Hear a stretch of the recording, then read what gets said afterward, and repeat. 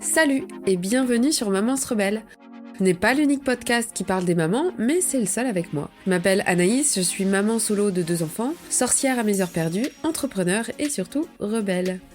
Que vous soyez mère au foyer, maman active avec 1 enfant ou 5 enfants, que vous ne soyez pas encore maman, mais que vous vous intéressez par le fait de casser les préjugés sur la maternité, sur la parentalité avec une pointe de féminisme, eh bien vous êtes au bon endroit. Bonjour à tous et bienvenue dans ce nouvel épisode de Maman se rebelle. Je suis ravie de vous présenter aujourd'hui une invitée très spéciale, Gwendoline, que j'ai rencontrée. Alors je pensais que c'était il y a 13 ans, mais en fait c'était il n'y a pas si longtemps que ça. Mais en fait, Mais on se ça, connaît depuis toujours. c'est ça. Mais en fait ça fait quelques années quand même au cours de badminton, lorsqu'elle vivait encore en région parisienne. On a un passé en commun puisqu'on a monté un cabinet de psychologie et de naturopathie ensemble. On Yes. a aussi créé une association pour permettre des échanges entre praticiens et on a refait le monde un paquet d'heures sur des sujets, moi, qui me passionnent, qui la passionnent aussi. Et il y avait toujours cette notion d'échange, de connaissances. Donc moi, ça vient beaucoup nourrir mon besoin d'apprentissage et d'expérimentation. Donc, quand on était voisines avec Gwendoline, on avait bloqué tous nos jeudis après-midi pour philosopher sur des sujets qu'on adore, comme le développement personnel, la psychologie, la bienveillance, les particularités aussi, les thérapies et disciplines en tout genre, l'éducation, la nature, les relations, nos avancées personnelles et j'en passe. Ces moments ont été pour moi des moments de partage intense qui ont vraiment nourri mon besoin de réflexion, d'introspection et d'apprentissage, sans parler du besoin de connexion. Aujourd'hui, on va plonger dans son parcours unique. On va explorer son expérience à la campagne. On peut parler d'expatriation à la campagne. Et on va découvrir comment elle a réussi à recréer son univers tout en devenant maman là-bas pour la première fois. Donc Gwendoline, merci de nous rejoindre aujourd'hui. Merci Anaïs, trop mignon cette présentation, merci beaucoup. Et ça fait quand même 8 ans, 8 ans Ça qu'on fait se 8 ans. connaît, hein. Et ouais, c'est beau ça, un beau chiffre, le 8. Ouais, effectivement, expatriation à la campagne. Merci pour cette présentation, vraiment, Avec adorable. plaisir. Donc, on est ravis de t'avoir ici pour discuter de ton incroyable aventure de vie. Est-ce que tu peux commencer par nous raconter ce qui t'a poussé, toi et ton compagnon, qui s'appelle Léo, à quitter la vie citadine pour vivre dans le Morvan? Moi, je savais même pas où J'adore c'était comment avant que tu tu dis me ça, dises. dans Oui, le Morvan, genre le truc le oui. paumé. Enfin, écoute, c'est paumé. Enfin, ça, bah, j'ai le père de mes enfants qui me disait, mais moi, quand je passe dans le Morvan, on a regardé où c'était, c'est l'endroit où quand je vais au ski, il fait le plus froid et t'as des grosses plaques de verglas. Enfin, mais le Morvan, c'est vrai qu'il n'y a pas beaucoup de gens qui connaissent au final, alors que tout le monde connaît la Bourgogne Hmm. pour ses vins. Bah, c'est vrai que ça fait partie de la, comment on appelle ça, la diagonale du vide, là, hein. Donc, Ouais. effectivement, il y a, au kilomètre carré, on n'est pas nombreux, mais voilà, moi, ça permet de se dire. Alors, faut savoir que moi, j'ai grandi aux Antilles. Et aux Antilles, on n'est pas nombreux comme en Île-de-France. Et puis, il y a aussi beaucoup plus de nature et tout ça, ça m'a toujours manqué. Alors, j'ai apprécié ma vie citadine, les avantages que ça permettait, la proximité avec les super copines voisines, avec voilà, tous les commerces de proximité, toute la culture, l'accès à vraiment, voilà, il y a beaucoup d'avantages et il y a aussi beaucoup d'inconvénients.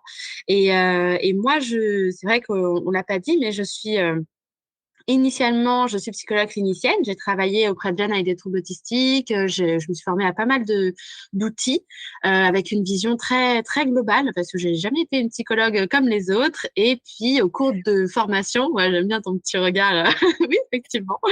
Tel point que les patients venaient me voir en me disant Ah, bah, vous n'êtes pas une psychologue comme les autres, hein. Voilà, c'était marrant. Il y en avait qui me demandaient, mais vous êtes psychomotricienne? Vous êtes parce que je travaille sur le corps, je travaille sur l'intégration des réflexes, sur les émotions, sur l'énergétique, en kinésiologie. Donc voilà, je touche à pas mal de choses. Et c'est d'ailleurs en formation de kinésiologie que enfin au cours, il y a eu plusieurs signes avant, mais ça a révélé encore davantage chez moi mon besoin de me reconnecter à ma spiritualité, spiritualité qui est donc différente de la religion. Ça aussi, ce serait un thème peut-être presque à part entière. Mais en tout cas, cette spiritualité, cette connexion à plus haut, à plus grand, à cette interconnexion aussi, et à mes dons de médium. Donc, j'ai appris que j'étais médium pur de par mes lignées de femmes, et aujourd'hui, enfin voilà, je passe tout le parcours sur plusieurs années pour accepter le fait d'être une sorcière, d'avoir des trucs un peu flippants sur les bords par moment, parce que quand on connaît pas, qu'on n'a pas grandi là-dedans, moi, il y avait vraiment un sceau du secret pour me protéger aussi petite, qui a fait que vraiment je j'ai pas grandi dans cet univers-là, et j'ai au contraire choisi des voies très cartésiennes comme la psychologie, comme le comportementalisme, enfin voilà, des choses vraiment avec avec des repères très cadrés, et là spiritualité, on ouvre tout ça, et puis jusqu'à l'accomplissement de thérapeute médium. Voilà. Et donc, ce que je voulais dire, c'est que dans ce parcours d'ouverture aussi, avec mes hypersensibilités et le fait que je sois empathe et clairsentiente, avec la clairsentience, on va dire, eh bien, en ville, je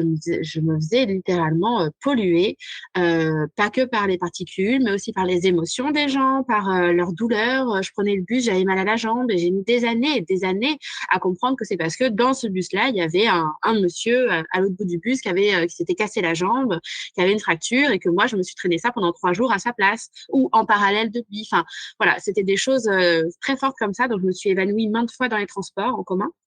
Ça a été très compliqué pour moi, et jusqu'à arriver, je crois que c'était en 2018 où non, 2017. Dès 2017, j'ai rejeté vraiment tout ce qui est transport, déplacement, sortie.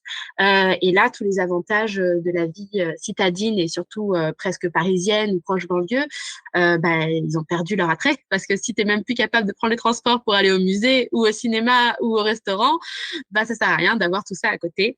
Et puis, je me suis un peu cloîtrée chez moi. Donc, j'ai vécu assez difficilement. C'est mon conjoint qui faisait les courses. J'ai quand même réussi, bien sûr, grâce à toi aussi, à ouvrir mon cabinet.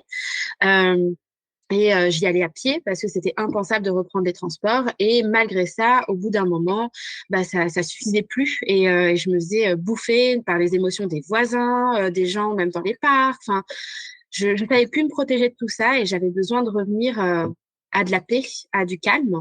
Et c'est vrai que le confinement est arrivé. Ça faisait déjà 3-4 ans qu'on cherchait à quitter, mais sans savoir où. Donc, on partait partout en France.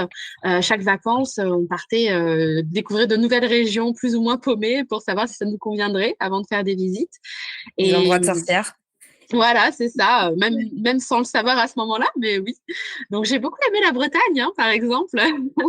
Et puis, on avait commencé pas mal de visites en Bretagne, on avait des pistes et tout ça. Et donc, le premier confinement est venu, les prix ont triplé, les gens ont cherché à aller en Bretagne, et ce projet est tombé à l'eau, mais pas à l'eau de la mer. Donc, voilà. Et donc, on a continué nos recherches. Le confinement, personnellement, moi, m'avait fait du bien, parce que justement, c'était beaucoup plus calme. Il y a eu des oiseaux, il y a la nature qui a repris un petit peu plus ses droits, et c'était très apaisant. Et au déconfinement, ça a été vital pour moi de partir. Et mon conjoint, qui avait encore des réticences parce que lui, travaillant à la SNCF, voilà, il a construit sa vie sur une base de sécurité qu'il a eu beaucoup de mal à quitter, et ce qui a déclenché aussi vraiment même s'il était engagé dans cette démarche, mais c'est moi qui organisais les visites, etc. Lui, il était toujours un peu en retrait, à pas savoir comment se positionner, mais de me voir très très mal, vraiment très très mal. On peut dire que j'étais au bord du suicide, hein, vraiment. Pour une psychologue, j'utilise les mots justes. Tout ce que je voyais comment me tuer avec. Donc, tu vois, c'est vraiment pas joyeux, et c'était vraiment nécessaire pour moi de quitter cette vie-là qui m'avait apporté beaucoup, mais qui était arrivée à son terme. Voilà. Ton corps te parlait aussi. Mon corps me parlait à plein de niveaux. Tu penses à quoi? L'eczéma? Ah oui, c'est vrai ça. Ah oui, oui, tu vois, ça va tellement mieux que j'en ai oublié. J'en ai oublié l'eczéma. J'avais de l'eczéma qui avait commencé à la base, qui avait commencé sur la jambe gauche, à l'intérieur du tibia. Alors, j'ai tout essayé, hein, en passant par la médecine conventionnelle, dermato et autres. Après, voilà, j'ai essayé aussi naturopathie, sachant que j'ai quand même déjà une hygiène de vie qui tient la route, parce que ça faisait quelques années qu'on m'en parlait, que moi j'ai eu des gros problèmes de santé qui ont fait que j'avais déjà mis en place un certain nombre de choses depuis plusieurs années avant. Mm. Homéopathie beaucoup aussi, acupuncture, voilà, shiatsu un petit peu aussi. Bref, j'avais touché à pas mal de choses, kinésiologie bien sûr. Voilà, j'avais essayé plein de choses pour atténuer mon eczéma, mais mon stress dans cette vie-là, dans ce contexte de vie sur lequel je n'avais pas de pouvoir d'action, faisait que c'était pas possible pour moi, en fait, vraiment, et ça s'est étendu à tout le corps. Et je pouvais même plus être touchée, même une caresse sur la joue par mon conjoint, enfin, il y avait que le visage qui n'était pas encore atteint, mais bras, jambes, ventre, enfin, c'était hyper douloureux. Je me grattais à sang, enfin voilà, c'était vraiment assez atroce, hein, vraiment. Mhm. Et puis, dans les visites, il y avait des moments où ça s'atténuait. Et lorsque on a découvert le Morvan, on est arrivé, faut le savoir, au mois de février, de nuit sous la neige, en plein, comment ils appelaient ça là, en plein couvre-feu. En plein couvre-feu, en retard. Et ouais, c'était extraordinaire. Et on est resté, on devait dormir 2 nuits là-bas. Et puis, advienne que pourra, on savait pas. Enfin voilà, c'était vraiment, il fallait qu'on trouve, parce qu'en plus, on avait déjà vendu notre appartement en Île-de-France, donc on savait pas où habiter encore, hein, mais on savait qu'il fallait Mhm. qu'on parte. Euh, donc, on a pris nos clics et nos claques et on a visité un peu les régions. Et donc, ouais, c'est comme ça qu'on est arrivé dans le Morvan. Et au bout de 2 jours, plus rien, plus d'eczéma. Ça avait disparu sur les mains. Il en restait que sur les mains, que sur le dessus des mains. Mais c'était Oui, je m'en souviens. incroyable. Même je t'avais appelé, je crois. Je t'avais dit, mais qu'est-ce qui se passe? Même moi, Ouais. je comprends pas, quoi. Et puis, on a prolongé le séjour. Et au bout du 3e jour, j'en avais plus sur les mains. Et on est resté plus de 5 jours, je crois.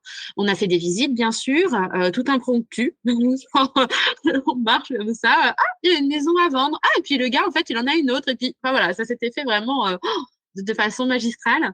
Et, j'ai aussi contacté des agences en cours de route, mais bon, les agences, c'est pas dans les 3 jours qu'ils vont te proposer des biens, et puis t'es pas à côté, donc c'est pas évident, hein. Donc, on avait organisé un séjour, enfin, on avait organisé de revenir, et c'est au deuxième séjour, pardon, qu'on a visité la maison dans laquelle on est actuellement. Et ce qui est drôle, c'est que par rapport aux manifestations physiques, corps plus que parler, il était en train d'hurler. Ça a disparu donc dans le Morvan. Et bah, de retour en Île-de-France, j'avais la boule au ventre déjà en arrivant, en voyant les immeubles de loin. Rien que d'en parler, ça me bloque, quoi. Ouais, c'est fou, hein. Et, et le jour même, c'est-à-dire qu'on rentrait, je sais pas, ça devait être dans l'après-midi. Le soir même, j'avais des eczémas qui revenaient et qui revenaient et qui revenaient. Et en une semaine, c'était revenu, quoi. Donc voilà. Et à chaque fois qu'on a fait des allers-retours comme ça pour faire des visites dans le Morvan, alors si c'était qu'une nuit, ça atténuait vraiment les douleurs et les grattages, vraiment, mais ça disparaissait pas non plus. Et si on restait 2, 3 jours, j'avais quasiment plus rien et ça revenait avant même de rentrer dans la couronne francilienne. Donc Mais comme c'était quoi, juste c'est avant, quoi. c'est un truc de fou, l'impact Ah, du c'est... psyché et Ah des ouais. émotions sur le corps. En fait, notre corps nous parle et bien souvent, on l'écoute pas, on voit pas, ou là, par exemple, tu t'en souvenais plus. Ah oui, mais en fait, ça, c'est une particularité aussi, c'est que quand il y a quelque chose qui va pas, une fois que c'est réglé, eh ben, on oublie complètement que ça n'allait plus, en fait. Et pourtant, Bah, c'est c'était bien de s'en vraiment sur souvenir. plusieurs mois. Ouais, c'est bien de s'en souvenir. Ça avait duré 1 an, hein, 1 an et 2 mois, hein, cet Mm. eczéma complet, qu'aucun médecin ne savait traiter, hormis codéine, machin, enfin, hormis pour atténuer les douleurs, personne n'avait de solution, quoi. Donc, durable. Donc, à part le Morvan. Donc, Non, mais en tout cas, à part mon comme quoi, corps. Mm. des changements, c'est un changement radical quand même de vie. Tu passes Mm. d'une vie hyper citadine où, enfin, vous saviez pas ce que c'était la vie à la campagne Ah bah non, on au n'avait préalable, aucun quoi. Enfin, modèle. Aucun modèle. Mon donc, conjoint, il a grandi en Île-de-France toute sa vie. Il avait même ouais, c'est jamais ça. quasiment déménagé. Donc, toi, Moi, j'ai grandi aux Antilles, mais vivre à la campagne, ça peut être vraiment un rêve pour tout le monde. Il y a plein de gens qui disent là, j'irais bien vivre à la campagne, mais en fait, ça comporte énormément son lot de défis. yes. Et j'aimerais bien que tu partages quelques-unes, si tu es d'accord, quelques-unes de tes premières impressions que tu as eues quand tu as emménagé Ah ouais. dans cette maison dans le Morvan et qu'est-ce qui t'a surpris ou le Alors, plus marqué? En termes de budget, parce que déjà en changement de vie, beaucoup de gens gardent leur travail ou vont travailler à distance, etc. Ce qui était plus ou moins mon cas à la base dans le projet. Je comptais ouvrir un cabinet ici, mais j'avais aussi mes patients en visio. Et par contre, mon conjoint, lui, il quittait tout. Donc, en termes de revenus salarial, en termes de possibilités financières, on n'était pas en mesure de faire, par exemple, tous les travaux. Nous, on a choisi d'avoir une maison avec une histoire, avec des matériaux historiques. C'est pas une maison neuve, donc il y a vraiment un investissement travaux important. On voulait une partie habitable parce qu'on savait qu'on pouvait pas tout faire d'un coup. Ayant vendu l'appartement, on a remboursé notre prêt, mais l'objectif c'était de plus avoir voilà cette épée de Damoclès du prêt sur la tête. Donc c'était vraiment notre but, c'était ça.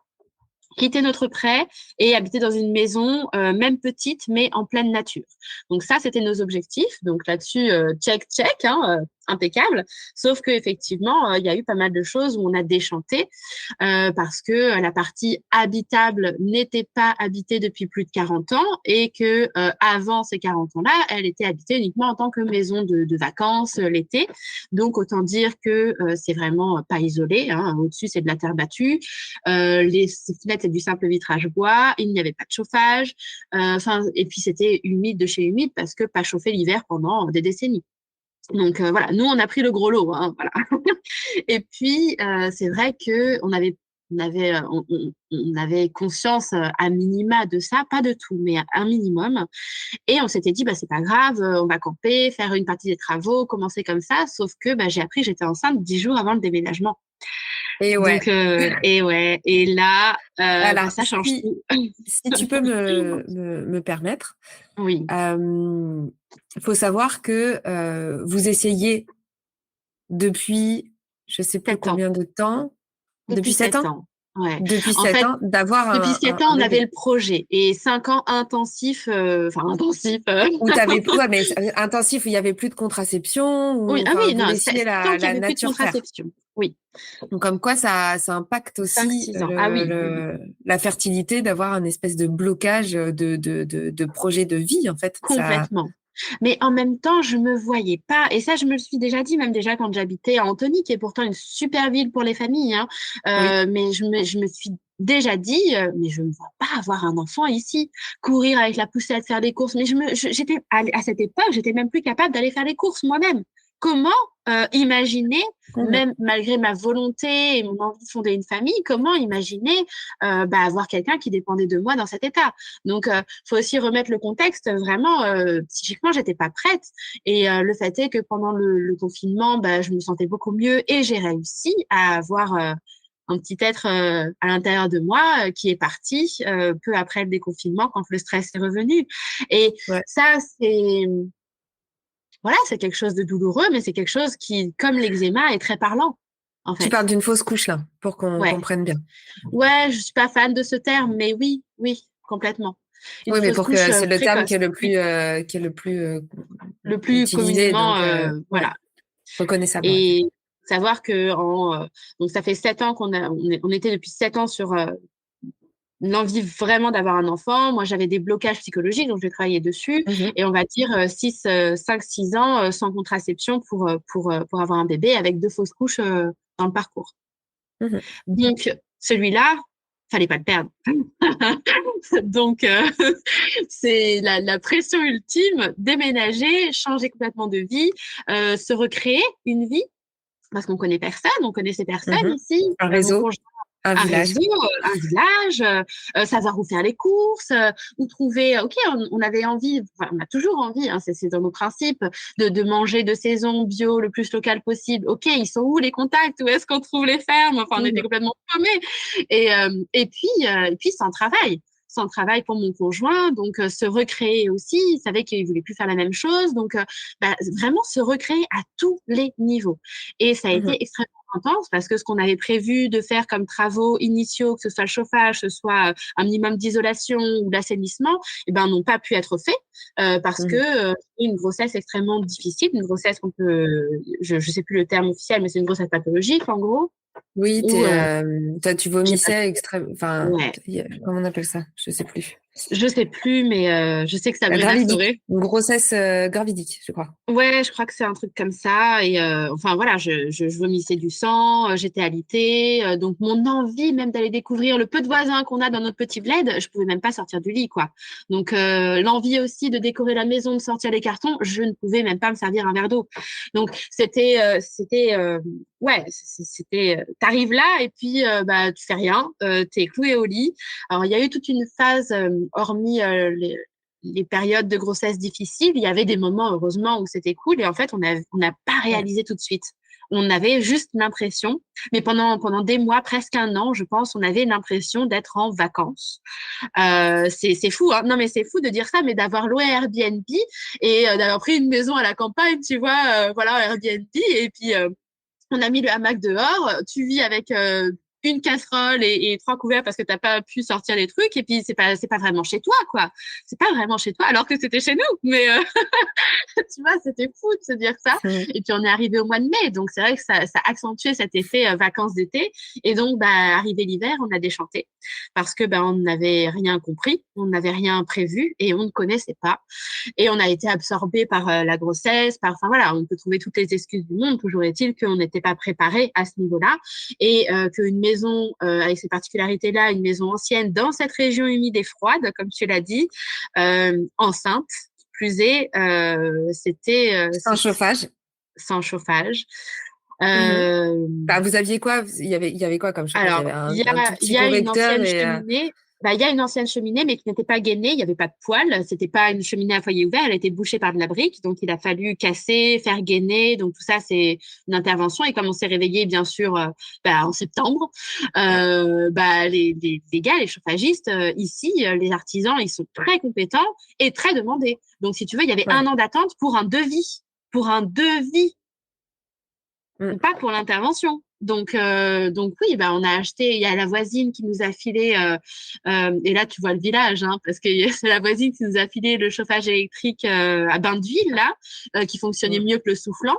Mais il faut savoir qu'avec le soufflant, le chauffage électrique, les bouillottes, les couvertures sur moi, les chaussettes de laine, tout ce que tu veux, c'est assez affreux, hein, mais je sentais le bébé se tendre de froid à l'intérieur de moi, à Mm. l'intérieur de mon ventre. C'était Mais je vraiment sais une plus, période. il y a des moments où on s'appelait et tu me disais, il y a 13 degrés dans la baraque. Enfin, Ça, c'était avec le c'était un chauffage, truc Anaïs. Ça, de... c'est une Ouais, fois qu'on a eu le oui, poil oui, 13 degrés. oui, oui, oui, oui, je m'en souviens bien. C'était C'était incroyable. après ça, ouais. 13 degrés, c'est chaud. Ouais. Ben, écoute, en tout cas, fin octobre, on a réussi. Bah voilà, les gens ont aussi compris l'urgence. Une femme enceinte dans une baraque comme ça, Mhm. c'est pas possible. Donc, c'est là que tu vois aussi l'humanité des artisans.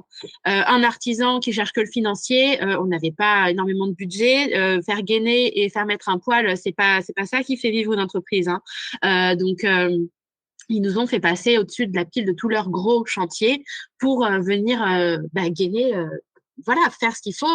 En plus, il nous a filé, comme on n'avait pas le budget pour acheter un poêle, et ben, l'artisan nous a prêté un poêle qui était réservé Mhm. par un autre client. Donc, je sais pas si ça se dit, si ça se fait, mais humainement parlant, enfin voilà, nous, ça nous a réchauffé à d'autres niveaux, C'était en fait. nécessaire, en fait. C'était C'était vital, ultra nécessaire. c'était vital, c'était vital pour nous et ils l'ont bien compris et ils nous l'ont prêté quasiment tout l'hiver jusqu'à ce qu'il y ait un autre poêle d'occasion qui se vende et du coup qui nous propose de le racheter et qui vienne faire lui-même l'inversion. Mais en tout cas, une fois qu'on a eu le premier petit poêle, ça a déjà changé la donne parce qu'il faut savoir que outre la chaleur, il y avait l'humidité et l'humidité, il y C'est ça, avait tous les jours, je passais la serpillière parce que les tomates moisissaient. c'est ça que je trouve incroyable parce que d'un côté, vous avez quitté un confort matériel Ah oui. pour un inconfort immatériel, on va dire. Euh, alors, attention, parce que tu cherches les opposés des opposés, mais c'est pas forcément juste. On a quitté un confort matériel, oui, très clairement, pour Mhm. trouver, dans mon cas, un confort immatériel de sérénité mentale, d'être dans la nature, Oui. qui inclut un inconfort matériel Ah bah intense. oui. Ouais, c'est Voilà. clair.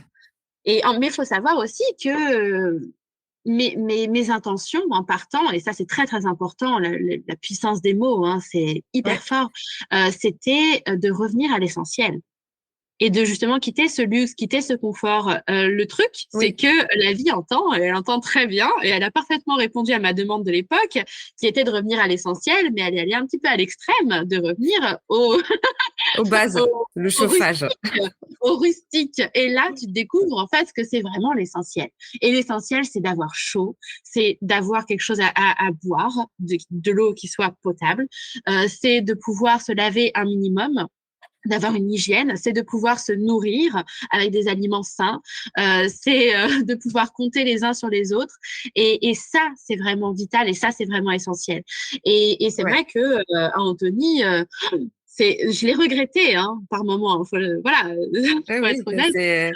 bah, moi, Quand je voyais le confort de chez moi, en fait. ah mais Moi, je oui, suis à Antony aussi. On est à peu près, on avait le même appart.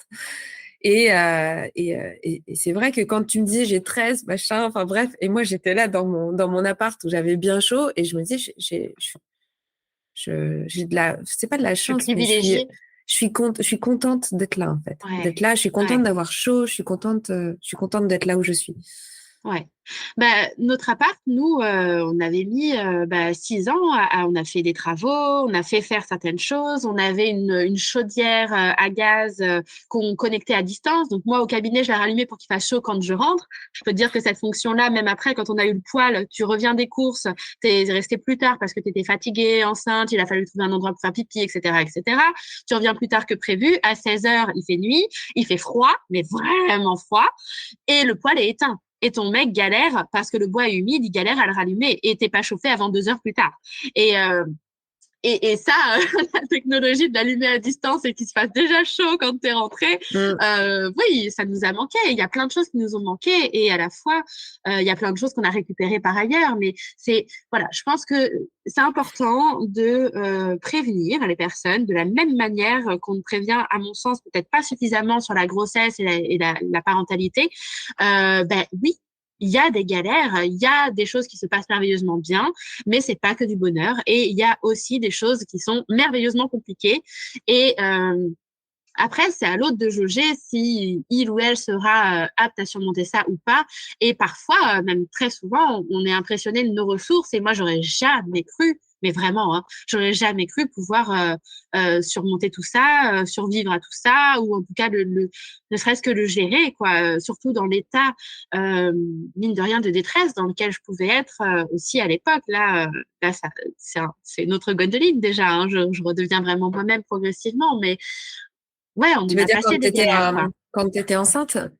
Quand j'étais en dépression, déjà avant d'être enceinte, puis quand j'étais enceinte, puis dans ce contexte de vie extrêmement difficile, quand je parlais de l'essentiel, y compris l'hygiène, nous, on avait des fuites dans la tuyauterie qui avaient percé dans les murs.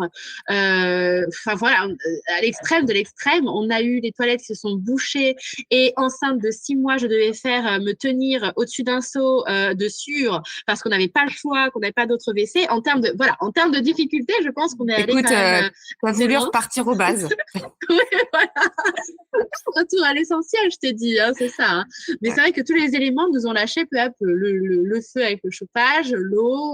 Voilà, il y a vraiment eu c'est vrai que tu te rends compte qu'il y a des points vitaux et que nous, quand on a vu la Tu peux maison, pas oui, faire on a sans, quoi. vu. Non, on peut pas faire sans. Et puis c'est pas toujours ce qu'on regardait. On regardait qu'il y ait de l'eau, qu'il y ait des puits ou qu'il y ait de l'eau à proximité. Voilà, on regardait que la toiture soit quand même en bon état, que les poutres, la charpente, que ce soit sain. On regardait d'autres choses en fait. On regardait pas la vie quotidienne forcément. Puis on avait ce besoin urgent de quitter la vie citadine aussi, qui a impulsé autre chose. Mais clairement, si c'était à refaire dans un autre contexte, même si ce ne sera jamais, euh, je prévoirais autrement. Enceinte ou pas enceinte, ça après c'était la surprise qui a complètement changé les plans et l'organisation des priorités, mais toujours est-il que si vous avez le projet, si vous nous écoutez et que vous avez le projet Oui. de partir vivre à la campagne, la vraie campagne, mais lancez-vous, mais ayez conscience des difficultés derrière et peut-être prévoyez, anticipez si vous n'êtes pas dans le rush comme on l'a été, ayez conscience des trucs. Nous, le premier magasin, il est à 20 km de voiture. Si un jour j'ai faim, j'ai la flemme, je suis crevée, j'ai pas envie de cuisiner, il y a rien en fait, je ne mange pas. Mon Ouais, fils non plus, mon mari non plus. faut que tu aies prévu Oui, en il y amont a tout pas, ce je peux pas prévoir, en fait. commander des sushis, je peux pas commander pizza, je peux même pas aller en ville, Mm. c'est fermé. Les villes à 20 kilomètres, elles sont, il y a pas de pizza le soir. Enfin, c'est la rase campagne. Donc, ce relais-là, il n'existe plus. Donc, voilà, en termes de fatigabilité, en termes de responsabilité dans les essentiels du quotidien, on est à un autre degré d'exigence. Ouais, et après, je ne sais pas, moi, quand j'étais petite, je vivais à la campagne et je me souviens, ma mère, parfois, il y avait, elle m'envoyait en face chez le voisin chercher des œufs. Après, j'allais chercher le lait à la ferme et puis il y avait les légumes du jardin. Et enfin, une fois que t'as, comment dire, que t'es Une fois que tu es installé à la installé, campagne. Oui, c'est ça. oui.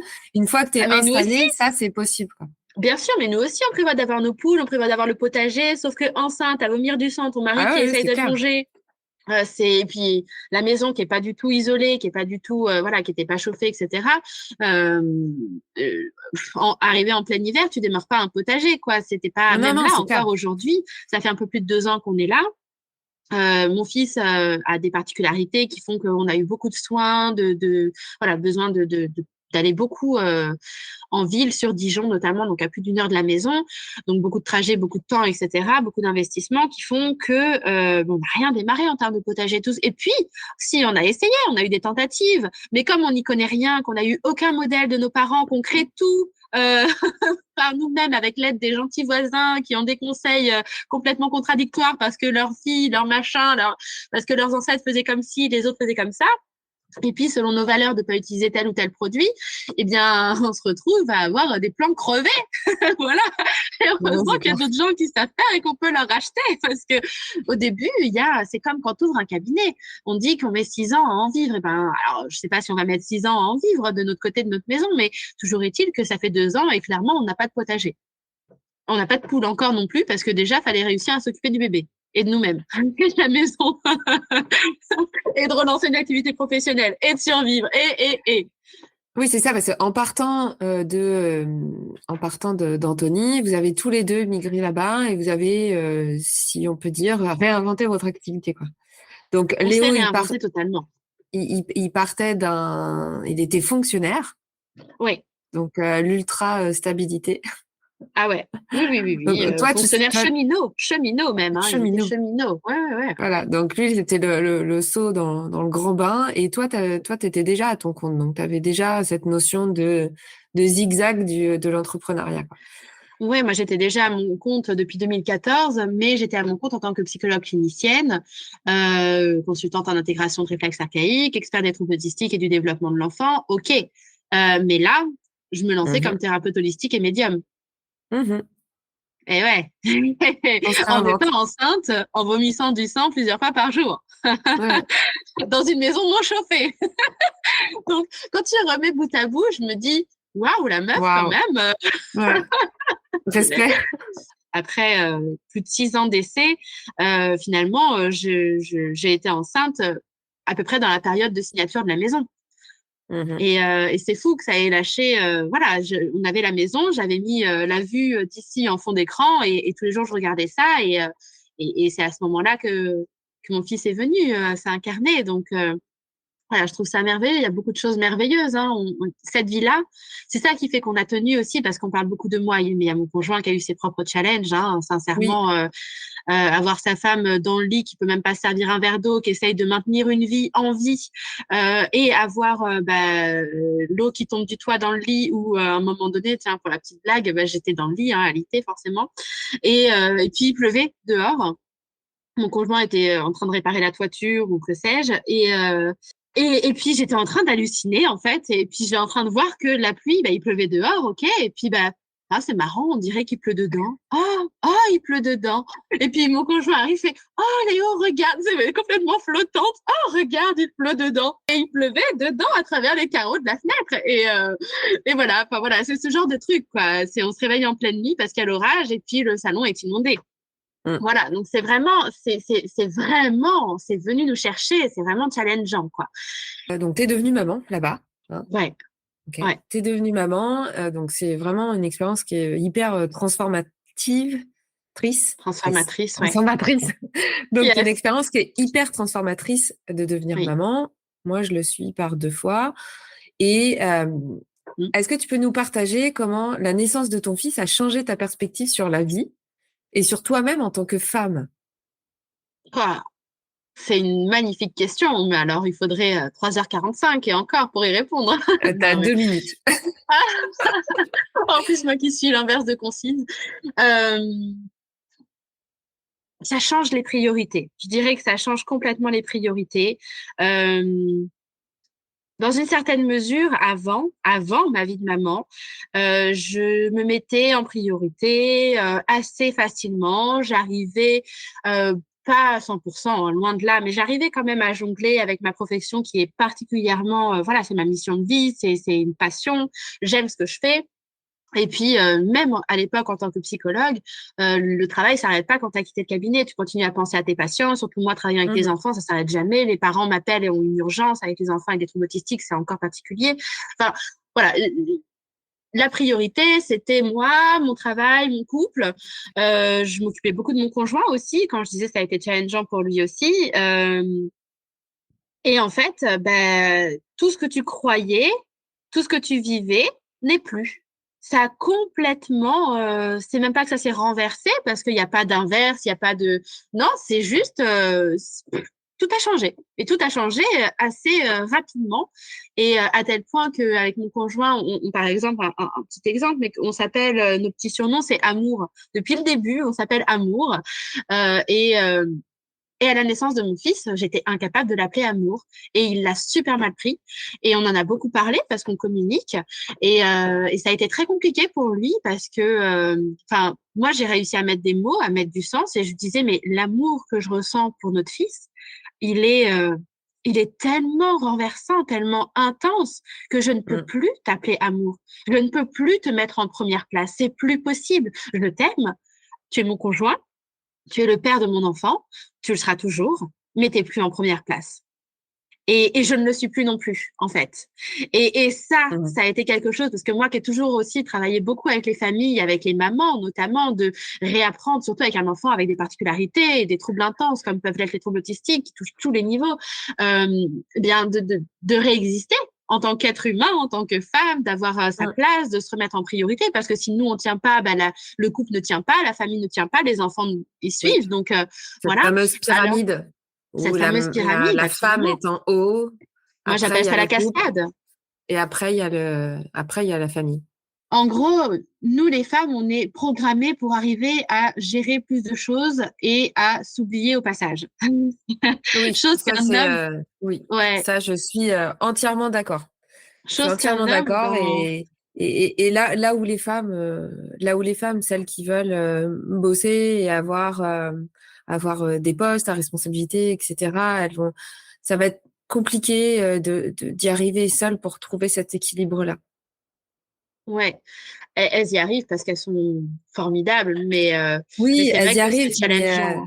il y a des plumes qui sont laissées en fait. Oui, oui, bah c'est au-delà de sacrifice. Et moi, ce que je vois, c'est que c'est vrai que ce thème-là, il n'est pas encore évident pour moi parce que j'essaye d'avoir un avis là-dessus. Et en même temps, je suis partagée, aussi parce qu'il n'y a pas de généralité et il n'y a pas de noyau familial typique.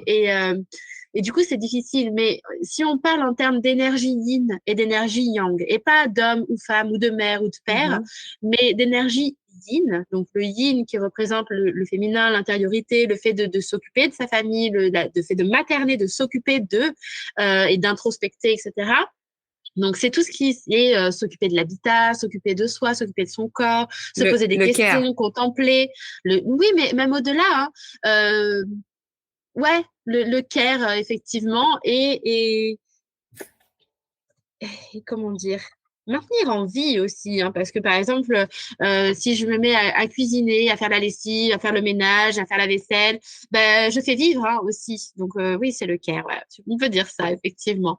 Mais je trouve il y a une autre dimension dans le yin qui est liée à une forme d'introspection.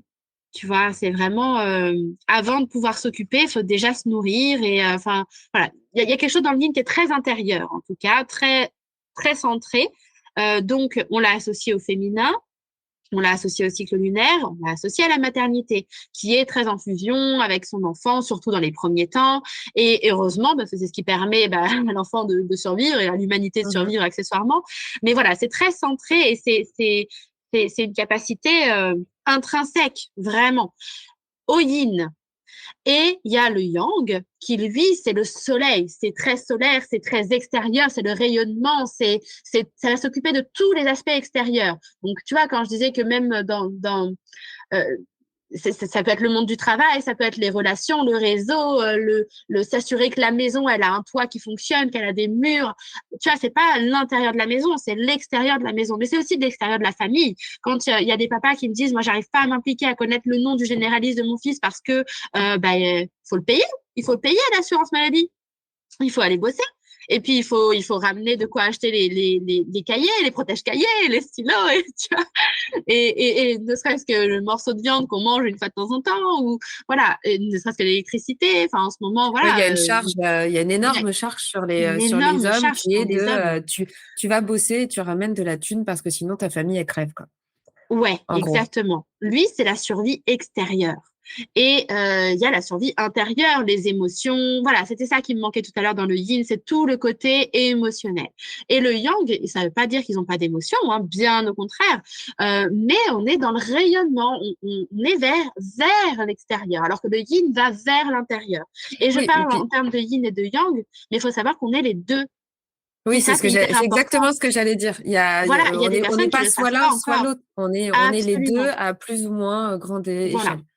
Voilà, et c'est pour ça que je préfère parler en termes de yin et de yang, parce que parler en tant qu'homme ou femme ou de mère ou de Mm. père, c'est bien gentil, mais enfin, déjà dans les couples, si on parle vraiment, moi, mon couple, il est hétéronormé, donc je suis une femme avec un homme, il y a pas d'autre subtilité que ça là-dedans, et Oui, mais ton pourtant, masculin est hyper voilà, fort quand même chez toi. moi, je suis yang, moi, je suis l'homme du couple, et mon mari est yin.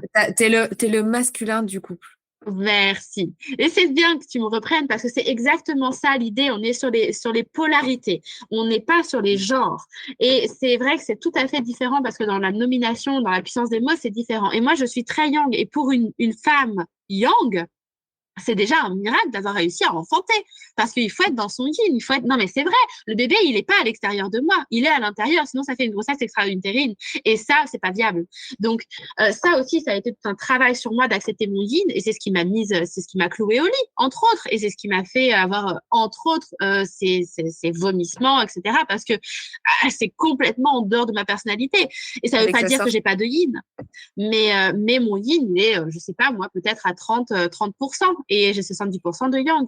Et ça s'équilibre parfaitement dans mon couple. Donc moi, avec Mm. mon conjoint, ça fait 13 ans qu'on est ensemble, on se connaît, et c'est OK. On sait très bien comment on fonctionne, on sait très bien qu'on s'équilibre. Et l'important, c'est de trouver une harmonie. C'est pas de trouver quelqu'un parce qu'il est yang ou parce que machin. Non, on a une harmonie qui fait que c'est OK pour moi, femme, d'être yang. Et on va pas chercher à me changer de la même manière que je vais pas chercher à le changer et lui dire, bah, maintenant, tu cherches un boulot, tu vas à l'extérieur et puis tu refais le toit. Et tu t'occupes pas du gamin. Et alors que lui, son envie, c'était de pouponner. Et que moi, si j'avais pas les tranchées, j'étais dehors en train de trancher le potager. Donc, tu vois, donc c'est, voilà, ça a été aussi un challenge. Et pour revenir sur le yin et le yang, le yin, par définition, s'occupe de l'intérieur. Donc, c'est le pilier intérieur. Et le yang construit tout le tour. Et quand je disais qu'ils ont aussi leur fonction, c'est hyper important parce que juste un pilier, bah, il n'est pas protégé. Alors, c'est Mm. bien gentil, elle va s'occuper du bébé, mais bah, moi, je pensais pas au chauffage. Alors, j'étais là quand j'étais dans mon yin, mais je pensais à rien. Je pensais à rien d'autre qu'à mon fils. Vraiment. Alors, je savais même pas encore que c'était un fils parce qu'on s'est gardé la surprise. Et une fois qu'il est né, c'est pareil. J'arrivais pas à, je me mettais pour allaiter parce que j'ai choisi d'allaiter. Je savais, hein, pourtant que ça donne soif. J'étais assoiffée. Et je n'y pensais pas en amont, je pensais pas à préparer le contexte. Je savais qu'il fallait que j'ai une position confortable, j'arrivais pas à prévoir mes coussins. Et heureusement que mon homme, dans son yang à ce moment-là, a pu dire, ou en tout cas qu'on l'y a aidé, a pu dire, OK, elle a besoin d'eau, elle a besoin de coussins, elle peut pas se lever parce qu'elle est petit. Préparer le contexte quand on est dans son yin, c'est compliqué. Et c'est pour ça que un des challenges de la maternité, surtout dans notre contexte de vie en pleine transition, ça a été pour mon conjoint de trouver sa place en tant qu'homme, trouver sa place en tant que père, trouver Mhm. sa place dans ce nouveau contexte et son rôle, quel était son rôle, quoi. Et son rôle, c'était pas que de pouponner parce que bah, c'est pas lui qui avait le lait. Et ça a été aussi frustrant quelque part parce que bah, moi, j'ai choisi d'allaiter, donc il pouvait pas donner les biberons. Alors, est-ce que je peux préciser quelque chose qui est quand même formidable et particulier chez toi, c'est Ouais, que tu es tir allaitante depuis 19 mois. Oui, depuis 10 mais ça, c'est 19 mois. depuis presque 20 mois, ouais. Mais ça, Mm. c'est une autre particularité liée aux besoins de mon fils qui, voilà, il a jamais, il n'a pas réussi à téter par des particularités au niveau des réflexes, entre autres, de succion. Il n'y avait pas de frein restrictif. Donc, voilà, ça, on a exploré toutes ces pistes-là. Voilà, on a fait vraiment tout un travail d'exploration avec des conseillères aussi, BLC, avec des différents professionnels, différents accompagnants. Vous avez demandé Euh, de l'aide, quoi. ah oui, oui, oui, on s'est archi entouré. Bah, c'est aussi ça ma capacité, hein, travailler dans le milieu paramédical pendant pendant 10 ans, t'as Mhm. compris. Savoir demander Et de puis l'aide. d'avoir demandé de l'aide et d'avoir su à qui s'orienter Oui, aussi. Et d'entendre voilà, il y a des professionnels qui m'ont donné des conseils judicieux, il y a des professionnels qui m'ont donné des conseils moins judicieux et de faire le tri. Et un même professionnel a donné les deux et je fais le tri. Et c'est pas évident. Et il y a beaucoup de sages-femmes qui ont dit des trucs, qui m'ont donné des injonctions. Et si je les avais écoutées, mon fils, bah, il serait sous médicaments et il serait pas sous mon lait. Et dans le sens où il était incapable de téter, ok. Il a fait de la rééducation, ça ne suffisait pas, c'était trop coûteux pour lui. En fait, il faut savoir que c'était tellement fatigant que on mettait 3 heures au sein pour 15 minutes efficaces, hein. Donc moi, j'ai déprimé parce que je ne faisais vraiment que ça. Je pouvais rien faire mm, d'autre. En plus, bah voilà, avec les seins pleins, les boules et j'en passe, c'était très compliqué.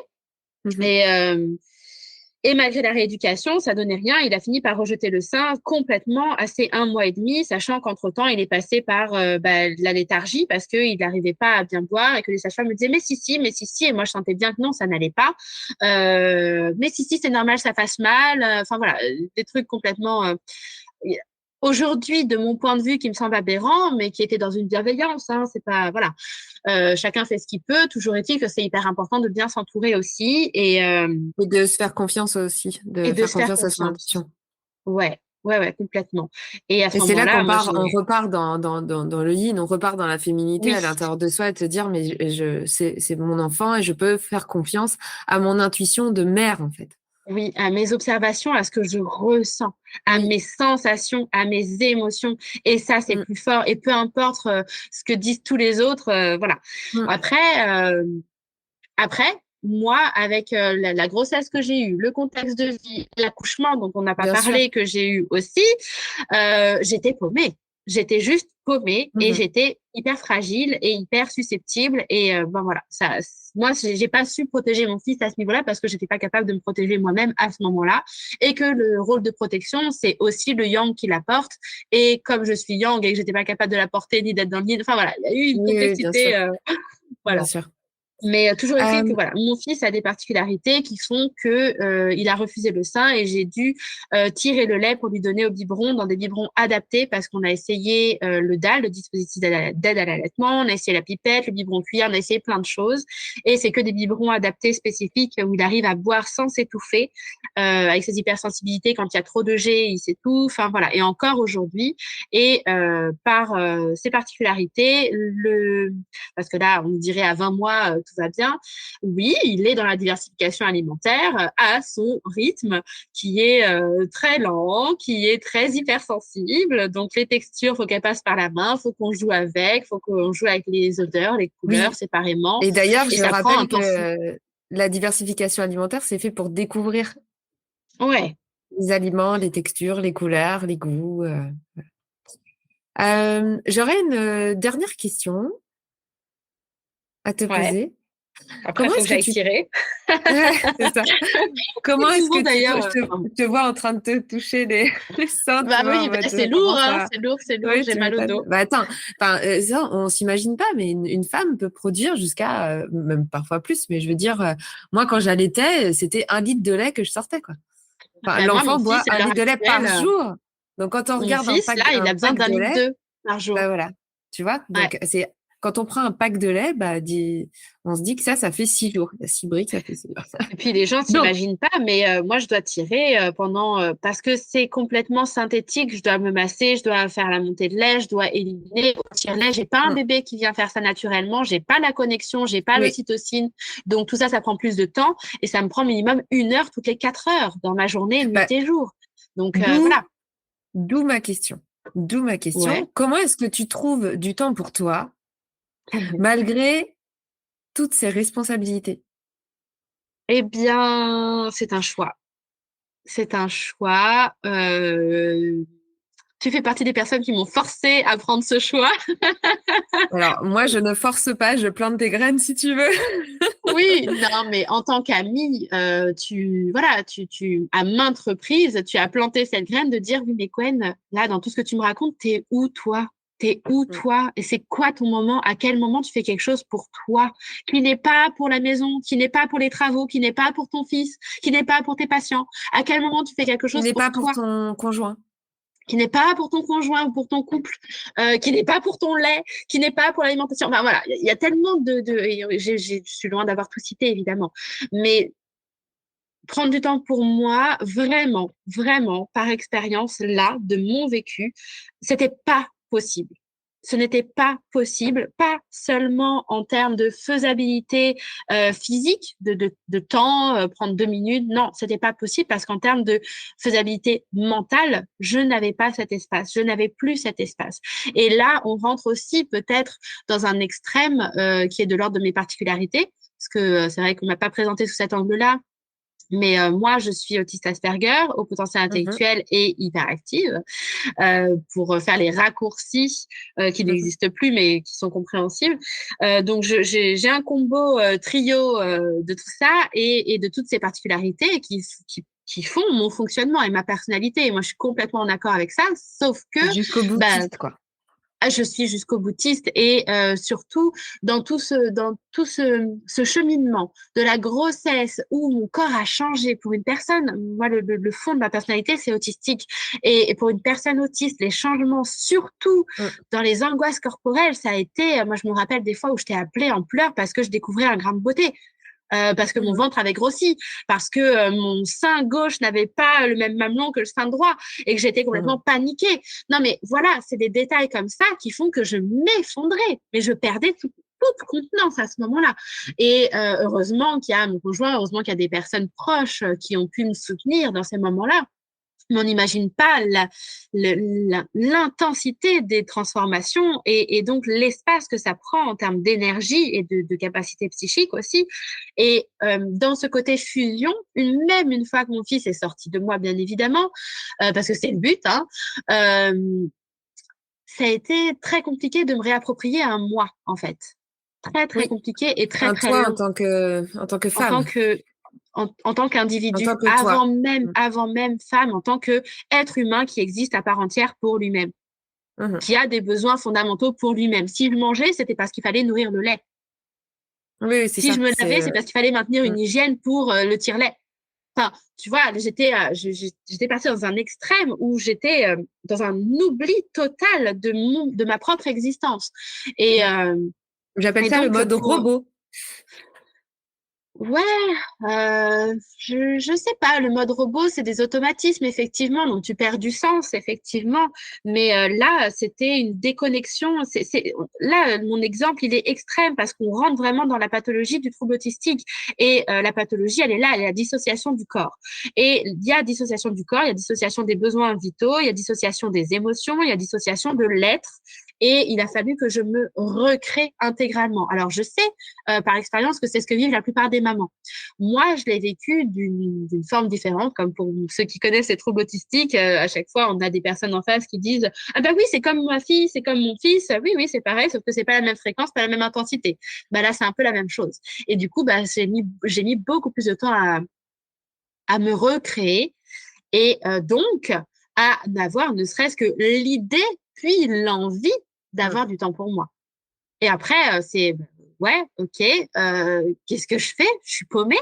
Enfin, c'est quoi ce vide?